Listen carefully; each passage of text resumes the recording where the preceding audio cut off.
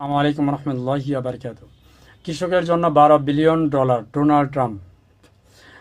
শুল্ক ফলে ক্ষতিগ্রস্ত কৃষকের জন্য প্রেসিডেন্ট ট্রাম্প $12 বিলিয়ন অনুদান ঘোষণা করেছেন। 8 ডিসেম্বর ট্রেজারি অর্থমন্ত্রী স্কট বিসেন্ট, কৃষিমন্ত্রী ব্রক লরিন্স এবং ন্যাশনাল অর্থনৈতিক কাউন্সিলের পরিচালক কেভিন হ্যাসেটকে কৃষি সম্প্রদায়কে নাজুক পরিস্থিতি থেকে উদ্ধারের জন্য ভর্তুকি প্রদানের অভিপ্রায়ে $12 বিলিয়ন এই প্যাকেজ ঘোষণা করেন।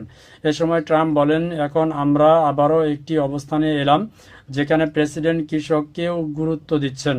তবে এটা অন্তত দুর্ভাগ্যজনক হলেও সত্য যে আমি একমাত্র প্রেসিডেন্ট যিনি কৃষকের দুর্দশার কথাও বলি।